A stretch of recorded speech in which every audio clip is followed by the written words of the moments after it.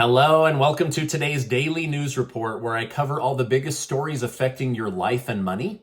You watch this channel each day because I keep you in the loop on what's really going on in Washington, D.C. with President Biden and the U.S. economy. I just want to say thank you guys so much for giving these videos a like. It really helps me out. I appreciate it. And let's jump right into the news today. The Senate has now officially passed the $739 billion new debt inflation reduction bill. Despite its name, some Republicans argue that it will actually increase inflation. For instance, Representative Jim Banks stated that the 15% minimum tax on corporations' book income would raise taxes on American companies by $313 billion.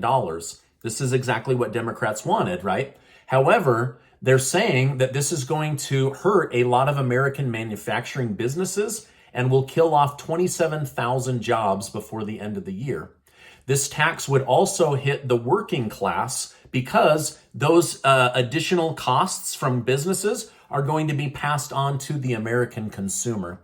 So it could also worsen the supply chain issue that we're already dealing with and raise energy costs disproportionately by raising taxes on key industries such as coal, automobiles, and utility companies.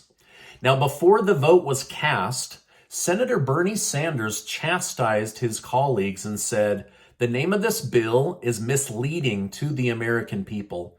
He said, "According to our own Congressional Budget Office, this bill does very little to reduce inflation, and many economists agree with them." After all the numbers came in, it said that it would reduce inflation by 0.1%. This is according to Bernie Sanders. Also, ABC's George Stephanopoulos asked Senator Coons in an interview, "How can you call a bill an inflation reduction bill when it doesn't, in fact, reduce inflation?" Coons replied, "It does." He then didn't have a good answer on how it does and admitted that we likely won't see any benefit from this money being spent for many, many years. So basically, they're about to spend almost $800 billion and take on new debt, and we won't see any benefit for many, many years. But Republicans also criticized another major area of the bill, the additional 87,000 IRS agents. They say that this is now one of the biggest government arms in the entire federal government. Many big-name Republicans, including Jim Banks, who I just told you about, stated the IRS will use the additional funding to come after middle-class Americans. However, this may not be completely true. Recently, the IRS Commissioner, Charles Rettig, responded to criticism and stated that they will not, in fact, increase audits on households making less than $400,000 a year. But I don't know if that's true or not, because right now, the biggest area that they audit is families that make under $100,000 a year. And they have said publicly, we don't go after the wealthy because they have tax advisors and lawyers that we're not prepared to get into the deep grass with. So what do you think? Are they going to come after lower income families and the middle class worker? Or are they going to, in fact, go after Jeff Bezos and Elon Musk, right? They keep saying, oh, well, that's where the money is. So of course we'll go there. But I don't know. What do you think? My opinion is they're going to go after the same group that they've been going after, just with more people to do it. But let me know your thoughts. Your thoughts are the ones that I care about. Today, while walking on the treadmill at the gym, I had two TVs in front of me. One was CNN saying that Democrats' new bill saves the planet with green energy investing, while the other one was Fox News that was saying 75% increase in tax audits for people making under $100,000 a year. And then it said of the 1.2 million new audits per year expected, 700,000 of those will be on Americans making less than $75,000 a year. So it was really interesting to see both side by side. Personally, I don't watch Fox News or CNN. I do read their articles occasionally to just get a different perspective. But it was very eye-opening to see the two, side by side and how each news network pitched this new bill for good or for bad.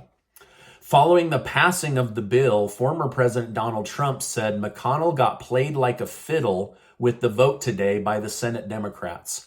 McConnell expressed his disappointment by saying, Democrats have proven over and over they simply do not care about middle-class family priorities. They have spent 18 months proving that. They just spent hundreds of billions of dollars to prove it again. However, McConnell seemed hopeful that his party would regain power this November. During a CPAC event over the weekend, Trump also attacked Democrats over what he deemed an invasion at the southern border. He said, there is another horrific disaster we must confront if we want to restore safety to our country. At long last, we must stop the invasion at our southern border. It's an invasion. Our country's being invaded like a military force was boring in. The harsh language and attacks on both sides have seemed increasing as we get closer to the midterms. Senator Chuck Schumer said Democrats have delivered on the promises their voters entrusted them with, and he expects to remain in power next year because of passing all of these big spending bills. All 51 Democrats voted for this new bill, just like they all voted for the $1.9 trillion American Rescue Plan, while all 50 Republicans voted against this bill, just like all 50 voted against the American Rescue Plan. As most of you know, Nancy Pelosi received lots of hate from China over her recent trip to Taiwan. However, in a new speech, she seemed to indicate that she still has a connection to China, but in kind of a juvenile way. She stated, when I was a little girl, I was told at the beach if I dug a hole deep enough, I would reach China. So I've always felt a connection there. Like, what are you talking about? That doesn't connect you to China. I don't know what she's talking about. Now, many Twitter users didn't either, and they went on and made memes and all kinds of crazy jokes, some of them very mean jokes, saying, you don't run a country based on childhood memories or beach stories. So there was definitely some pushback in the Twitter sphere about her comments. Now, when asked about China's response to Pelosi, President Joe Biden stated, I'm not worried. I am concerned that they're moving as much as they are, but I don't think they're going to do anything more. Well, they're more than moving. They right now have the entire island of Taiwan surrounded with warships, tanks on the beach, and they are doing war missions that they say are just preparatory. But it seems like they're more and more gearing up to attack Taiwan, similar to how Russia was gearing up to attack Ukraine. Well, we might have been wrong about Pelosi doing insider trading, as Paul Pelosi sold off his NVIDIA stock just days before the huge bill was passed. But today, the NVIDIA stock dropped by 8% because they missed their earning targets. So maybe Pelosi dodged a bullet and took the spotlight off himself as an insider trading person. However, it looks like he really is a genius investor because he knew when to get out right before they were going to take an 8% loss.